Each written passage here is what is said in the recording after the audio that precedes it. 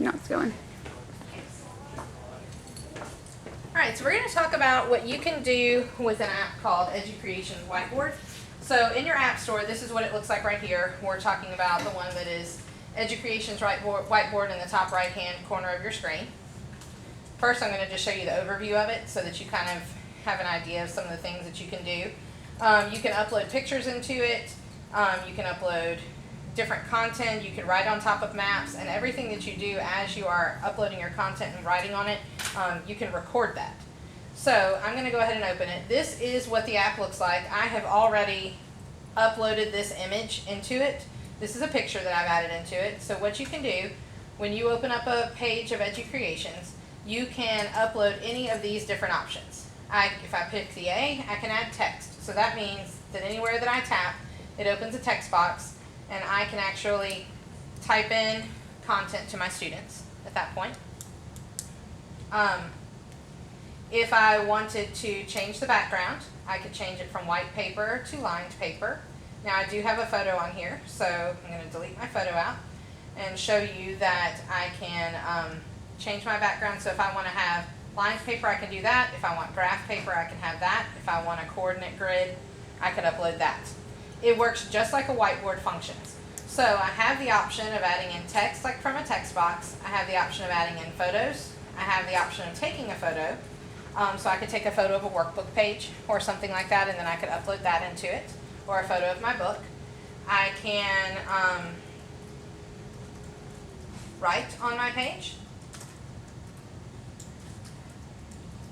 Here it's giving me a little preview, so I can preview my recording and fix any mistakes that I want to. So as I've been recording, if I've decided that I don't like what I have here, I can stop and I can change it. So with this, I have a lot of different options of what I can do. If I want to write on it, I can choose my pen tool up here. I can actually draw on my graph plane. Now I can preload multiple pages of content. So on my second page, I have already loaded in a picture. On my third page, I've loaded in some lined paper so that I could write things if I wanted to. I even loaded in like K paper so that if you were like a kindergarten teacher or something like that, you could add in content like that. And again, the graph coordinate plane. I can change the colors of things. And if I wanted to add in a photograph, like from my camera roll, it's pausing my recording. Okay.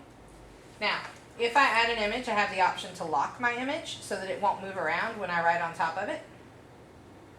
And now I can write on top of my paper. I actually have an Apple Pencil that works better writing than my finger. But even if you don't have an Apple Pencil, you can still write on top of this and write whatever content that you want to write on. Okay. Now, that's the basics of this.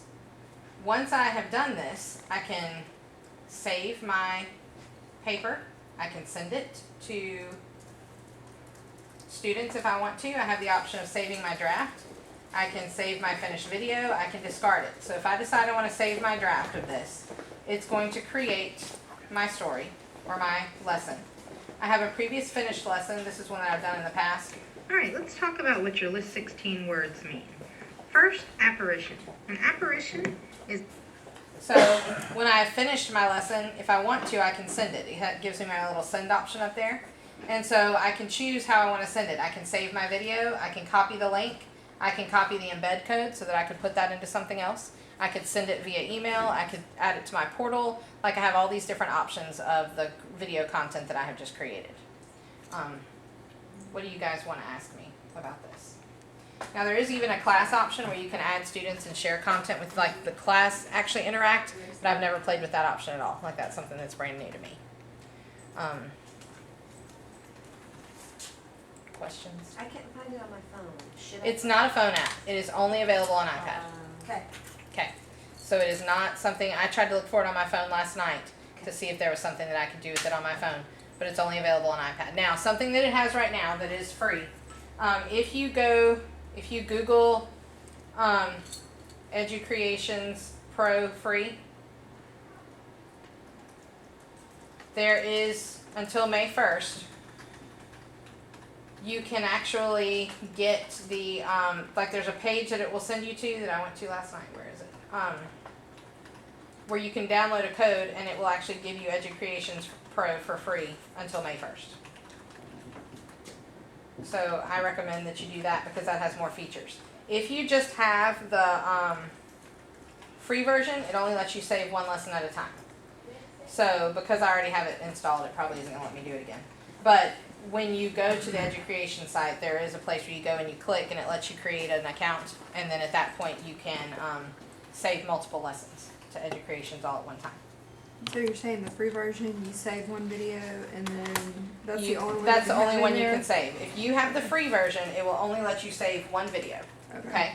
And so then you'd have to overwrite each video, like delete it and make a new one. But if you download the Pro that is free until May 1st, and it did not ask me for any credit card information, it's not going to automatically charge me anything. It didn't ask me anything like that. It just said log in. I'd already created an Education's account, but there's no money information attached to it. So it just asked me to log in, and then it let me upgrade to Pro. Where did you say to go? Educreations Pro? Go to their website. Go ahead and download the app first, Yeah. and create your account on the free version. Okay. And then you go do that first, and then you go to the website, and then you can actually click on a link there, and it will upgrade you to Pro for free. And then that's supposed to last until May 1st because of everything that's going on. Now with the Pro version, you're able to record numerous lessons. So you could, like, there's an unlimited amount of lessons that you could record. And so I think it's something that you could easily take a photograph of something in biology, Miss Whitehead, and then you upload that, and then you draw on top of it and talk about it. And as you're talking, it's recording your voice, so you're explaining the picture that they're looking at and the anatomy, and then you hit save. And so then you have the option of what you're going to do with that video and send it. Again, in chemistry or math or something like that, if you're going to create a brand new lesson, then choose the paper that you want, graph paper, and go ahead and start writing on top of it and drawing on top of it with whatever that you want to draw on top of with your pencil tool, and write as you go. Or if you would prefer to type in your text, you can absolutely type in your text by adding in your text box, and then you can type in the content that you need to add in. So once you create a presentation, can you save it to Google Drive or no? Once you create it, it's going to be saved in here. And so once you have done that, it's saved in this because it's in a special Educreations format. Yeah. I don't know if you can transfer that into Google Drive at that point because it's going to archive your lessons here. Okay. And I think it saves a link if you're going to send it to another place.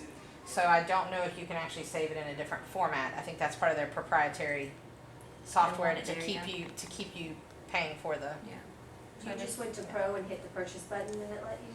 I didn't purchase. When I went to Educreations, the website, it had an option to get Pro for free, and it gave me like, it's like download Pro for free, and so I clicked that, and it's like an offer until May 1st. I'll find it again for you guys in a minute. Alright, so like I said, super short tutorial, but this is something that is very versatile. It's easy. I suggest like you just play around with it and add in your content and think about what you can do. You can take pictures of, Miss Wilson, you could take a picture of a language work page and then you could work it with the kids. You could take a picture of their math page and work it with them. And then they're doing it at home, but you have just worked it, and written on it, just like you do in the classroom with this, but you record it. And so then, and it gives you the option after you record it, discard it, keep it, whatever. And I have this one that I just did saved in my drafts, so I don't have to do anything with that if I don't want to. Could you pause it for a few minutes so like allow them to work on it and then pick it back up so they can check or whatever? You could, but this won't be live. This will just be a pre-recorded video. Yeah. But yes, you pause it for a could. few minutes. They probably won't be able to fast forward it. Yeah. But yeah, you could pause for a minute, or you could just stop for a minute and give the kids a minute to, like you could even set a timer in this, like where they would hear it. I'm going to set you guys a timer for 1 minute, and then you sit there, you have your timer set for 1 minute, and they hear 1 minute beep. Okay guys, that was our minute. Now let's go ahead and check, and then you could go to your next page that you've already embedded in this, because you could pre-build answers. Now it will let you change page by page, because I picked the graph coordinate plane as my first page. That's what it's set for all of them, but I can change my next page if I want to. They don't have to stay all the same. So when I go to next, it's going to default to whatever I picked last, but I can change each page if I want to, so that every page now is different. One's graph paper, one's white paper, one's lined paper. Depending on what I'm trying to do in my lesson, I might need a different background. And if you put an image into it, you can lock the image so that the image doesn't move around when you're trying to write on it. So when you add, if I add in a photo, like I want to explain this robot, I'm going to lock it so that when I draw on top of it and draw arrows to the point that I want to discuss, my image doesn't shift around by mistake while I'm trying to draw on top of it. So if you have your iPad and you want to download it and play with it, you're welcome to do that. If you have any questions for me, I'm happy to answer questions. Will it work on a tablet mode? I don't know. I haven't tried it on a tablet mode. I know that it is Find out. available on the iPad. I haven't tried to download it onto something in tablet mode. Let's test it and see. It might be on the Windows Store, if you've got the Windows 10 laptop there, maybe. So that would work on like a service type thing? Well, if